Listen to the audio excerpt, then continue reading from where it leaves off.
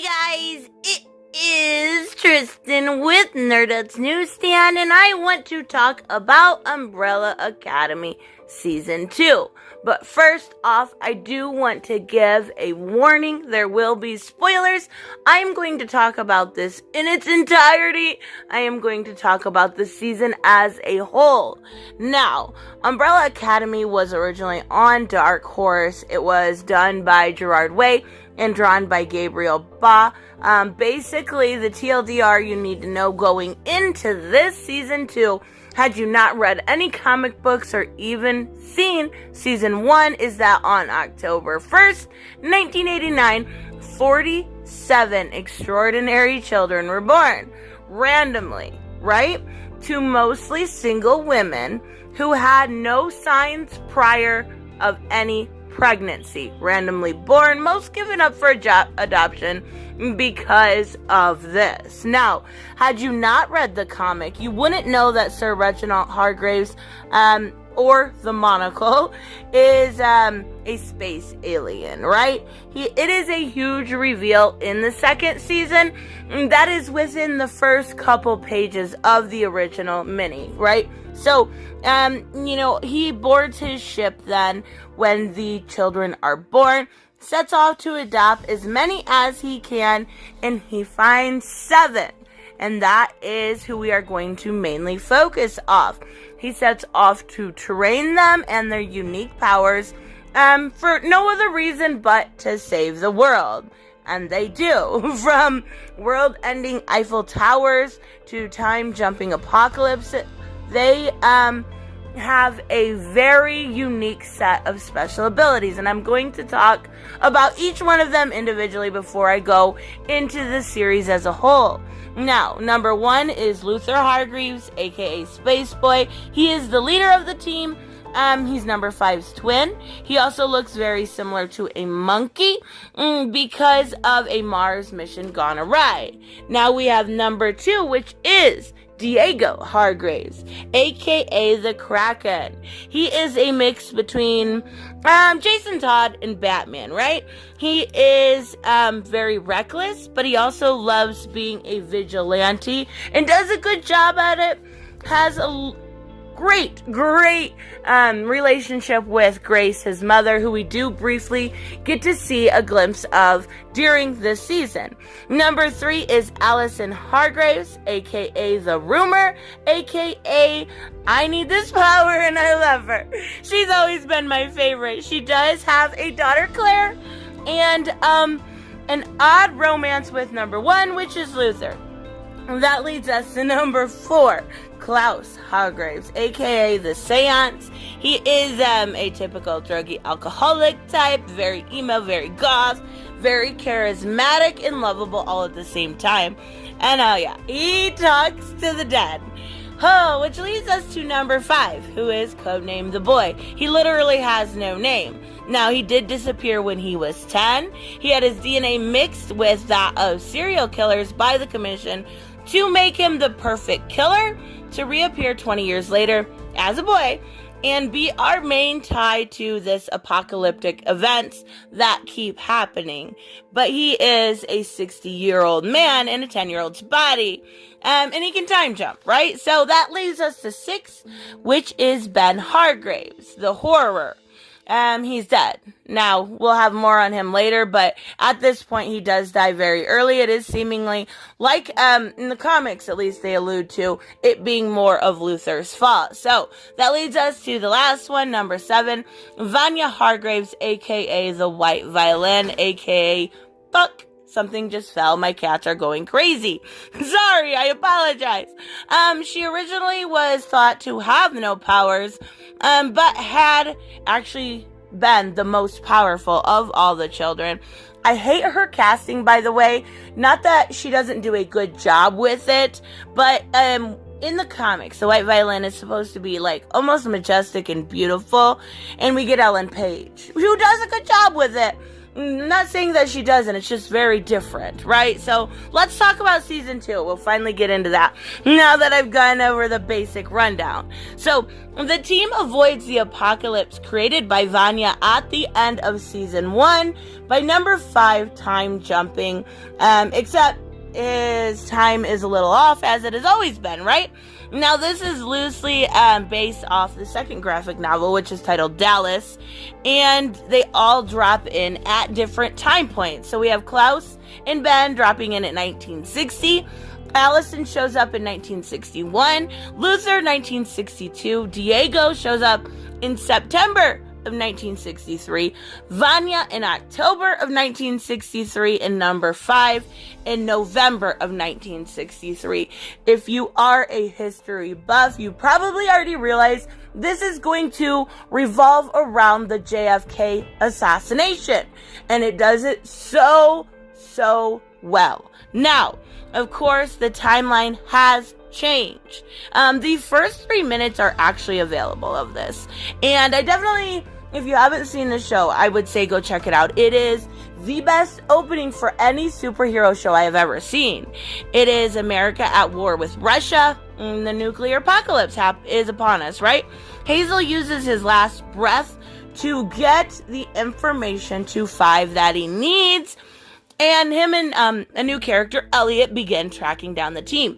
First, we see Diego is at a mental institution with a character named Lila, who ends up, a big reveal during this season is that she is the commissioner's adopted daughter, and even more on her later.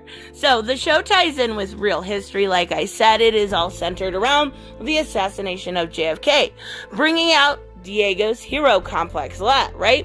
And the civil rights movement, and the babushka lady, whose footage was never found, but in this story, it was found. And that is the exact footage that Hazel gives his life for to get number 5. And the Umbrella Man, which in real, life, was actually there and talked about quite a bit, is Sir Reginald Hargraves, right? It is their father. And he has ties to, again, another real group, the Majestic 12.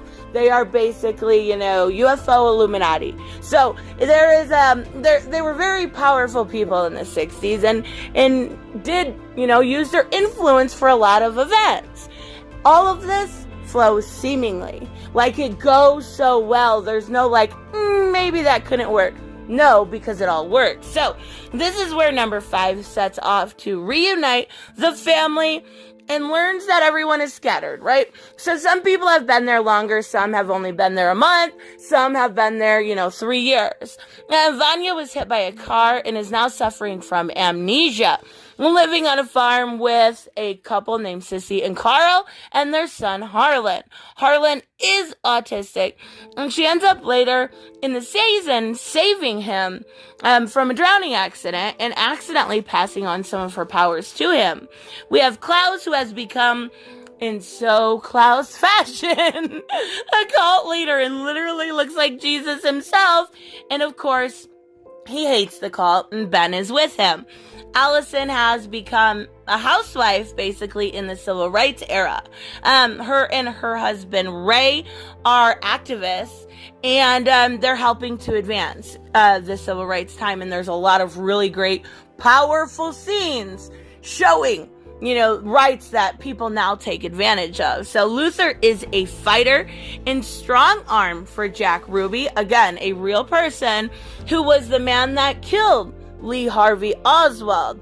And it does look like they've hinted at that happening in this timeline again at the end.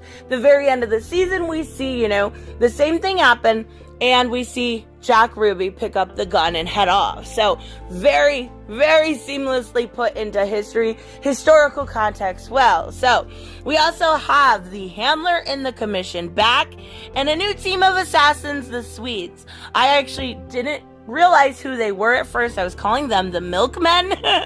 But we do have AJ Carmichael showing up. Not a huge part, but he was in the comic quite a bit longer. He was Five's boss, a really likable character. So we get to see Klaus's lover from last season come back, Dave, but before the war instead of, during the war when they were together, which Klaus does everything to stop his enrollment. But in Klaus fashion, fails. And unfortunately, that is going to, more than likely in this timeline lead to Dave's death.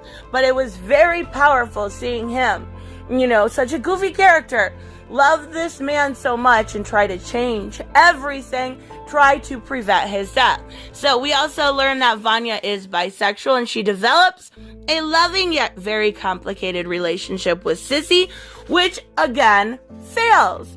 But the thing about, this relationship is it really sets Sissy free. It really makes her, she's living in this bubble of just being a housewife, and that's not what she wanted, right? So it really sets her free. It's actually really great. So we did get the living, breathing mother, Grace, back around. No android this time.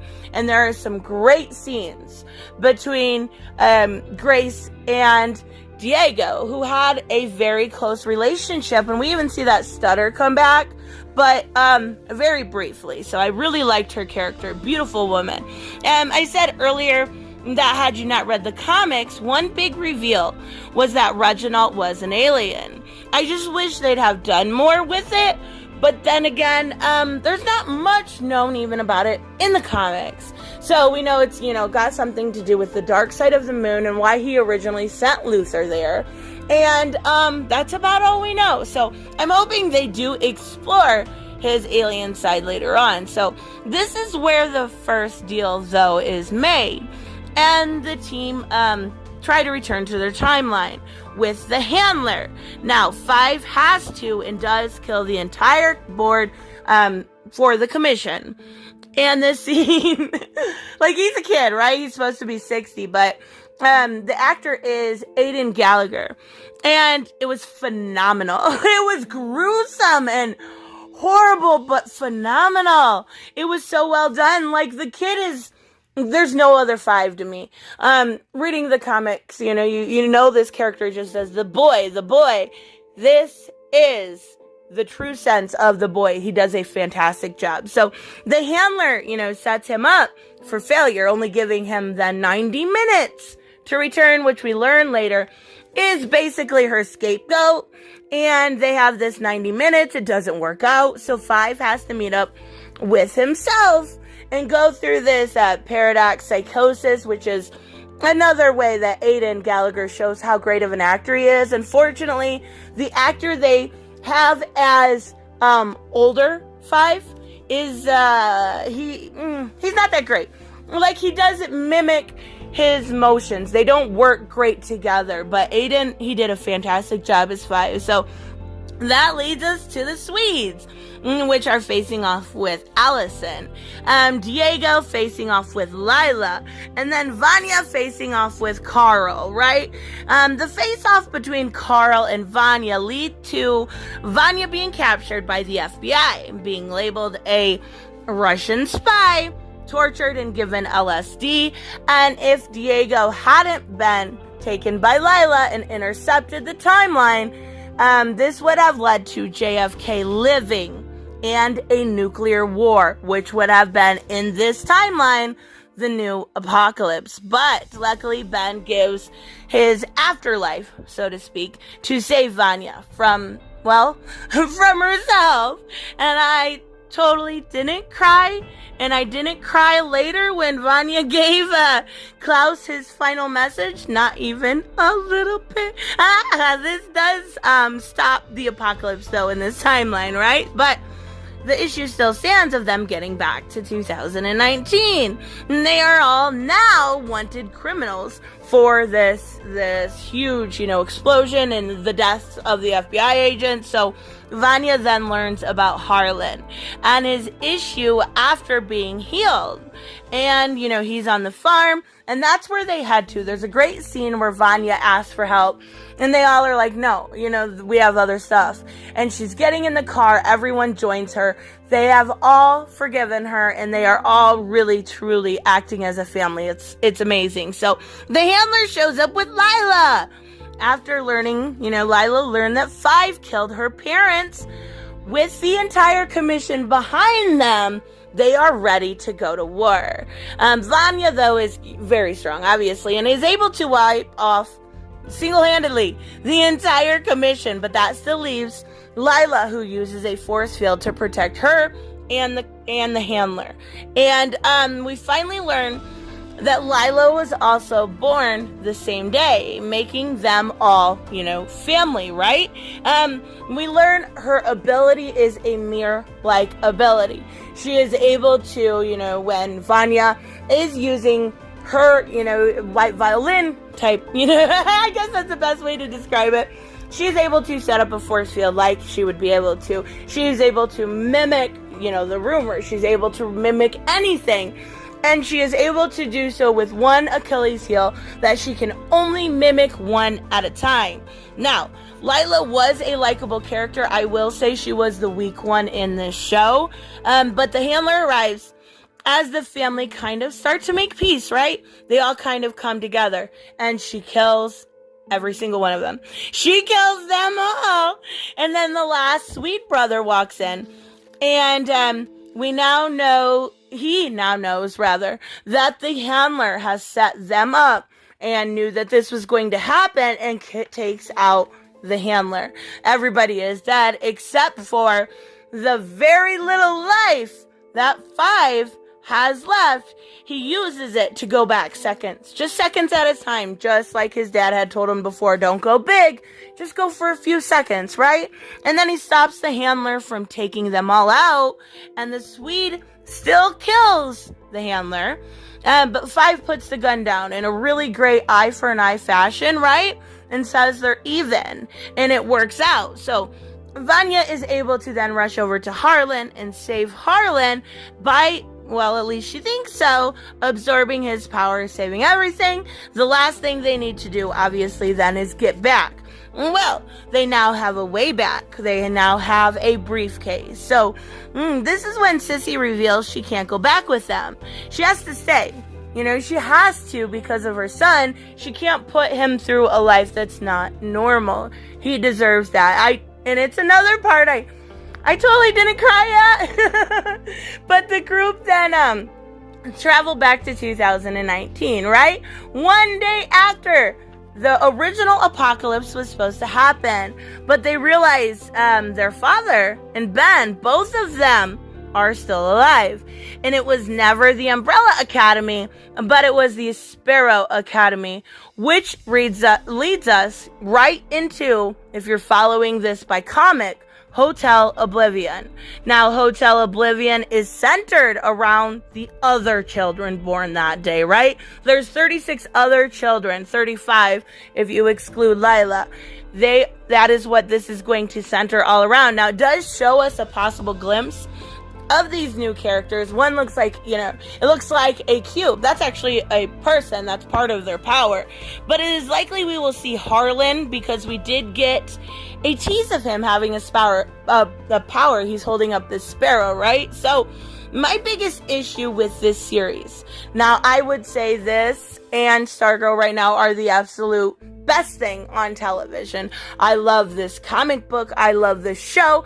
I love the way Gerard Way flawlessly writes these things. And he's done such a fantastic job. But I do have a few issues when it goes from paper to live action. A lot of the characters did end up crossing a line I wish they wouldn't have. Lila, for me, is irredeemable anymore. She rumored Allison not to breathe. That's irredeemable. How can she ever be trusted again, or an actual part of the family? She can't. In my opinion, she just can't. So, I do miss Hazel and Cha-Cha. They were great characters, so that's only to, their benefit. Also, Allison killing the Swede brother the way that she did. She rumors the one brother to kill the other brother. It's heartbreaking. Like, you could see the pain in the face as he is in his face, as he is unable to stop himself when they were all just kind of cogs in the game, right? So, I think that would have been avoidable. She could have rumored him to take his brother and never bother them again. Problem solved. But I thought that was crossing a line. Just a tad too far. I also wish they could have explored something really powerful in this series. What to me was the civil rights era, and what we saw of it was so powerful and so well done. Between that and the homophobia stuff we've seen, that was a real issue in the 60s. Don't placate like it wasn't. I think it really shows what people take advantage of today with their faux activism, right? And it's kind of a beautiful thing because you see these people in the sit-ins, Ray and Allison specifically, taking the abuse of terrible people, showing how it's done. And then you look at the riots nowadays and they're ruining other, black businesses or killing black people for what? Like, you don't take advantage of it. Anyways, I won't get into it too much, but I just thought those scenes were so powerful, and it was so nice to give perspective to somebody who doesn't have it and show what, you have now compared to them. And it was a really, really powerful moment. And with homophobia, right? Like with Dave and Klaus, or Vanya and Sissy, the way that Carl acted like she was a disease, like Vanya was a disease because she was bisexual. What? Oh, what? Like, the way it was gone about was so true to the time, yet it shows people what rights we have now and what they are absolutely taking advantage. So anyways, this show overall was literally a 10. So was season 1, though. If you haven't seen that, I absolutely 100% recommend this show. It is done so well. And it is, characters that not everybody knows. Everyone knows Superman. Everyone knows Batman. Those are characters that everyone knows. Spider-Man. These are brand new characters. I'm a creature of habit where I won't go to new characters. And this is one of those shows that I would say, if you have the extra time, take it. You are going to enjoy it, and you are going to, even learn a little bit. I think it's fantastic. I really, really do. I can't wait for season 3. I actually downloaded on Comixology this morning Hotel Oblivion to reread again. I've got all 3 volumes re-downloaded. I'm like, I need more.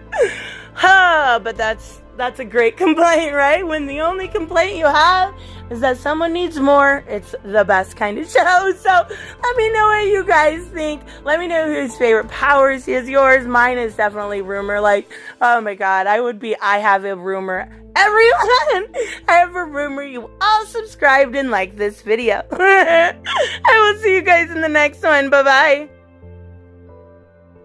Hey guys, I want to give a huge shout out to my Patreon and subscribe stars.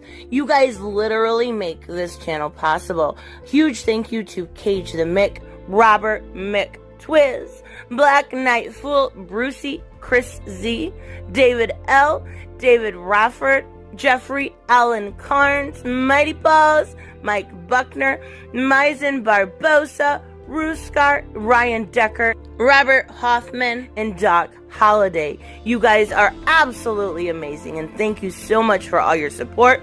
Don't forget on the way out to like as always if you enjoy the content, and hit subscribe. And I will see you in the next one. Bye-bye.